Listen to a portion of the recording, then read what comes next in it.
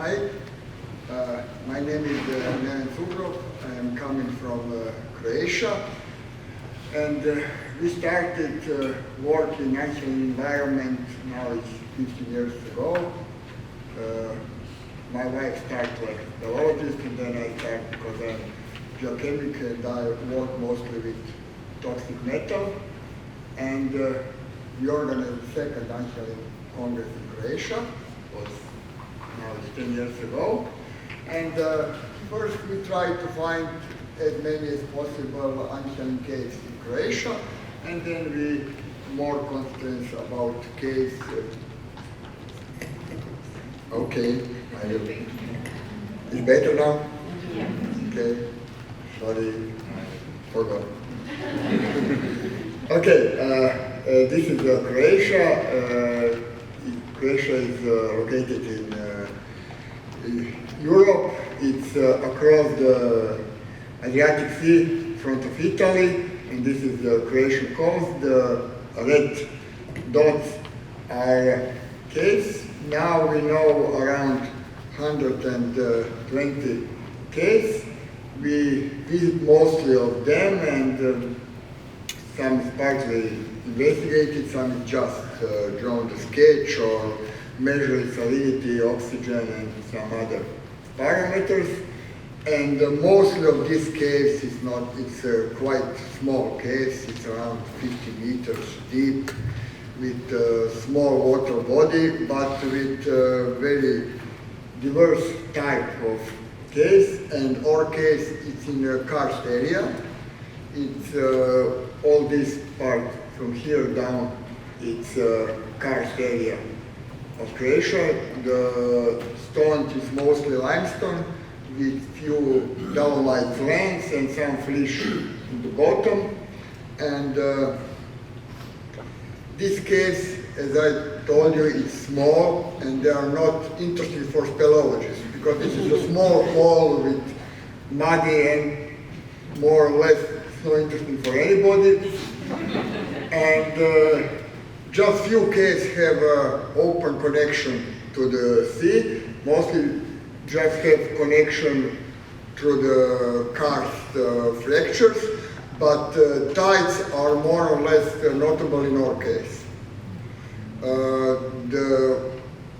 It's not combined here, but the cave is most far away from coast is 500 meters, and the tides it's like 20% of magnitude in the outside sea. And the caves is recognized like special environment and is protected in the part of this Nature 2000. This is European legislative for nature protection. And what is most interesting, these are people, it's only interesting now behind us, is that this case, because this part of Croatia, it's now and through history, it's quite dry. And these caves, and it's because it's karst, there's just a few rivers. Mostly it's water is in underground, and this cave served as a source of potable water. And because of that, in the caves we found a lot of Roman, ancient Greek pots and broken pots inside, and even quite older remains in this kind of caves.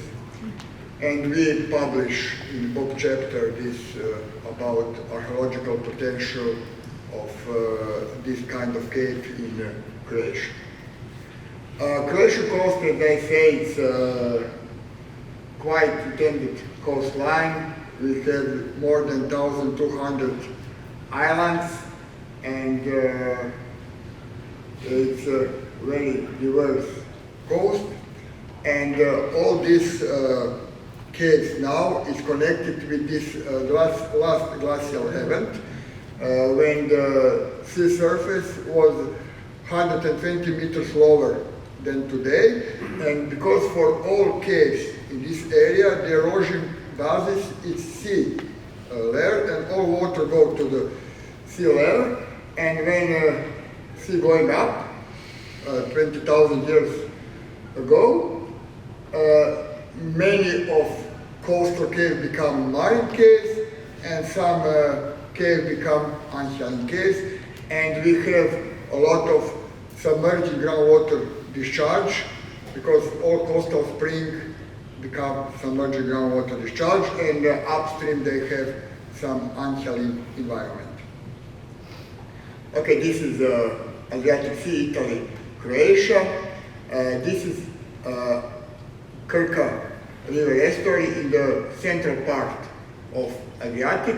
This estuary starts here with Klanjšček waterfall. This is the end of freshwater part, and up to here where is fortress of St. Nicholas, and it's 23 kilometers. It's quite stratified estuary with permanent stratification, which have brackish water going out and sea water going through near the bottom upstream. But why this estuary is interesting? Because our institute have marine station here in the center of the estuary, and because of that, after we find many Anchialine environment, we choose to concentrate to caves which is near the institute, which is easier to visit, and we may regularly have monitoring in this kind of environment. And also now we obtained some money from European Unions. We broke all station and we are building now, and in few months we'll have new station, and I hope that it will be much better for research. Up to now, we found 9 Anchialine caves around estuary. It's here one špilja in uvala Vidrovača, Bijenićka pećina, izvor Litno, it means Litno spring, špilja pod Orljakom, Čapljina, Mandalina i vodena jama na Srimi. Yesterday, Sandi talked about some research in this cave. First, we will not start with number 1, because this cave, Jama pod Orljakom, it's small cave, it's notable here, is not something quite interesting. Okay, we have data lodgers inside, and you see we have 2 data lodgers for temperature. We have also but for temperature we have inside, one in estuary, and of course that here it is notable that the temperature is much more stable.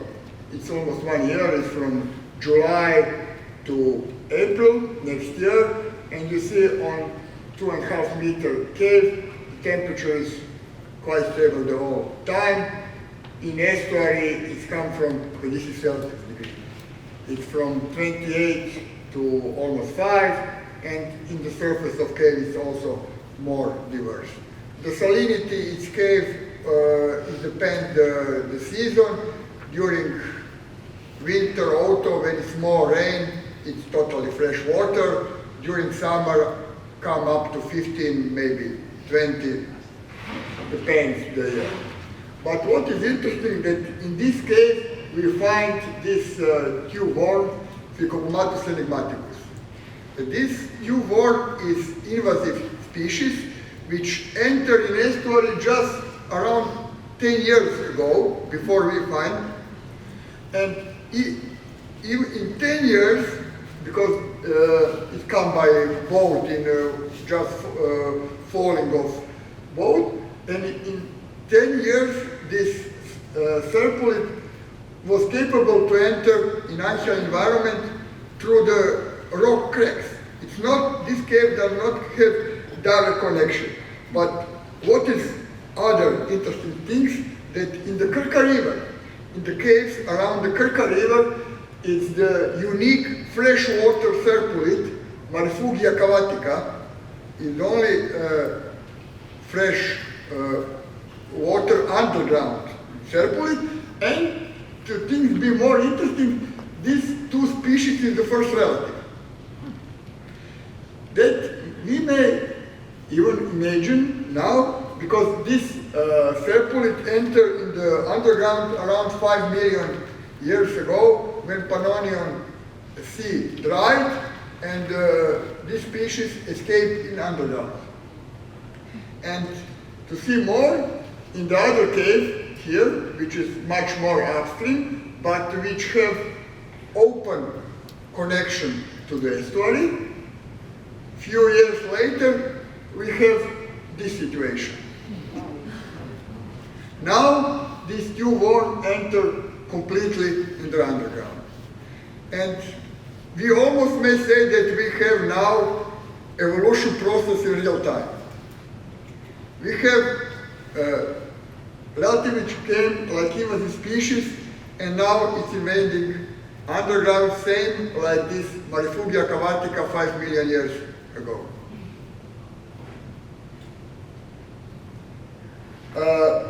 Other interesting cave is this. It's now they go a little more. This is all, there is no new sketch, but they came now. It's 1.5 kilometers. It's quite horizontal cave, but it's enters here. It looks like spring, and during winter, the water which going out is totally fresh water, oxygenate. Oxygen is around 10 milligrams per liter, but during summer, this water which going out, it's some, I think the higher salinity was 28, but normally it's around 20, 22, and oxygen is always lower than 3. That means at least hypoxic. But sometimes even it's oxygen is below 1. That means toxic environment, and its cave look like this, and this cave brings nutrients and sediment in some special condition in this bay, and we studied this few years, and we published these two papers about this influence of this quite small Anchialine. Okay, I will here today. Okay. This cave, which is located here, for Croatia, this is interesting because this is the only cave in whole Croatia which have permanent fish community inside, and also this cave doesn't have direct connection to the estuary water. This cave, which is located here, a little out of estuary, I will not talk a lot, but we find remains 6,000 years old, but this remains probably during this cave was dry. Not, it was not, but in the end of cave probably was potable water, and these ancient people entered inside. And this last cave, which Sandi told yesterday, the name is Čapljina cave, but we call sarcophag cave, because in the enter of the cave, it's one sarcophag. It's formulated, it's before Roman times, it's around 2,500 years old, and but the people bring here some old shepherds because they pick up fresh water parts from this cave, put water inside to sheep's may drink. Okay, I'm finished. No, okay, last cave I will. Thanks.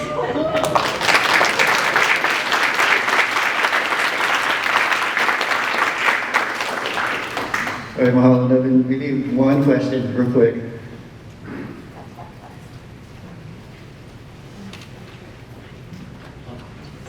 you have any like including shrimp in these caves? Any shrimp? Yes, in this slice we have Troglocaris and some isopods. I'm not, but we have, yes, we have total community of Troglocaris, and we measure mercury. This was interesting in this last cave, which I didn't have time, because we found elevated concentration of mercury in some caves because of bats. In this cave we have bat colony, but mercury concentration in the water is not just a little higher, but it's okay. But in the animals, in Troglocaris, we find very elevated concentration of mercury, around 300 to 400 nanograms per gram. Or microgram per kilogram. The question was if they have any Anchialine shrimps in their caves. Okay, thank you. And, all right.